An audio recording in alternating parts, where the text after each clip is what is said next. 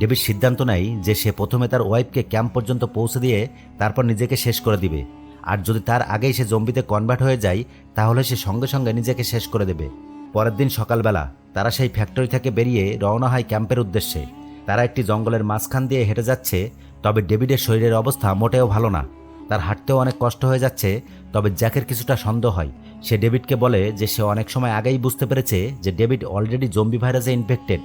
কিন্তু ডেভিড বলে যে গত রাতে সে নিজেকে শেষ করে দেওয়ার অনেক চেষ্টা করেছিল, তবে সে তার জীবন শেষ করে দেওয়ার আগে তার ওয়াইফ এবং তার অনাগত সন্তানকে একটি সুরক্ষিত জায়গায় দেখতে চাই। সে শুধুমাত্র তার ওয়াইফকে ক্যাম্প পর্যন্ত পৌঁছে দিয়ে আসতে চাই। এসব শুনে জ্যাক তখন ডেভিডকে একটি সুযোগ দেয়।